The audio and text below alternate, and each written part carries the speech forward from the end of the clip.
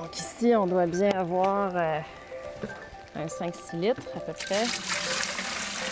Chaque année, Ariane Paré-Legal entaille la quinzaine de bouleaux plantés sur son terrain. Le bouleau peut couler beaucoup.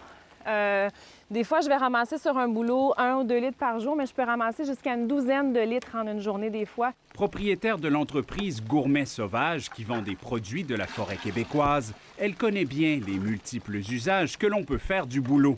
Il y a une tradition de production de sirop de bouleau et de consommation de sève en cure printanière qui remonte à il y a très longtemps. Dans les provinces canadiennes, on en consomme davantage. C'est un produit qui est un peu plus connu. Le sirop de bouleau au Québec, par contre, demeure vraiment dans l'ombre du sirop d'érable. La concentration en sucre de l'eau de bouleau est beaucoup plus faible. On parle de moins d'1 % de sucre. C'est pour ça que l'eau de bouleau doit être bouillie beaucoup plus longtemps. Ça en prend beaucoup. Ça en prend beaucoup. C'est beaucoup plus de travail. On appelle ça de l'or noir. C'est pas pour rien. Il a beau être dans l'ombre du sirop d'érable, le sirop de bouleau gagne quand même en popularité au Québec. Ces petites bouteilles que Gourmet Sauvage vend 18 $ chacune partent vite.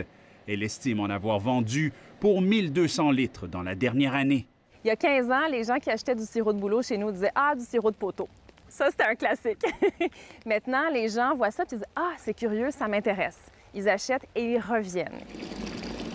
Aucune norme ou association n'existe encore au Québec pour régir le sirop de bouleau.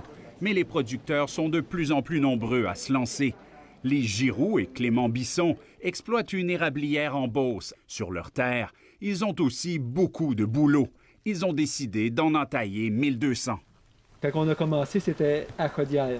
Premier avantage, la récolte de la sève de bouleau suit de près celle de l'érable, à la fin du gel et avant les bourgeons. Au-dessus de cette année, on a entaillé le bouleau, puis une journée ou deux après, l'érable était fini, puis on a embarqué sur le bouleau. Avantage numéro 2, Lise et Clément, comme tous les acériculteurs, ont déjà l'équipement requis.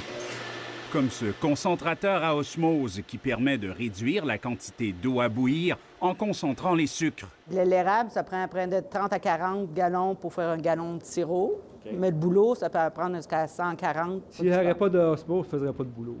Ma chaudière dans le sirotier. Et troisième avantage, selon eux, un bouleau peut être aussi rentable qu'un érable. Ce qu'on regarde, nous autres, c'est l'entaille. Un érable peut équivaler à 10 l'entaille. Le bouleau aussi va équivaler à 10 l'entaille. C'est le beau-frère de Clément qui vend leur sirop en kiosque et sur Internet. On voit plus une tournure que les gens y retournent plus à la nature qui a peut-être une quinzaine d'années. Ça leur monte dans les ventes. Il y a plus de gens qui connaissent ça aussi. Il y a plus de cuisiniers de plus en plus qui cuisinent avec aussi. Le sirop de bouleau va chercher des notes presque de mélasse. C'est très caramélisé. Et puis, il y a des notes résiduelles un peu acides aussi qui peuvent évoquer le vinaigre balsamique avec un fond de café. Donc, c'est très, très complexe comme spectre d'arômes. On va le travailler surtout en cuisine salée. Donc, avec autant les fruits de mer que le poisson. On peut aussi simplement l'utiliser en finition sur des salades, sur des entrées qu'on va proposer. L'entreprise Appalache a diversifié son offre. Notre deuxième produit, ça a été un coulis érable et bouleau. C'est un mélange des deux sirops avec un peu de crème et beurre sans lactose, qui est un petit péché mignon. L'attrait pour les produits du bouleau est aussi présent en Europe et une entreprise en profite dans Bellechasse. CDL est le plus important fabricant d'équipements acéricoles au monde. Il évalue à 1 million de dollars ses ventes européennes l'an dernier, dans un marché encore embryonnaire.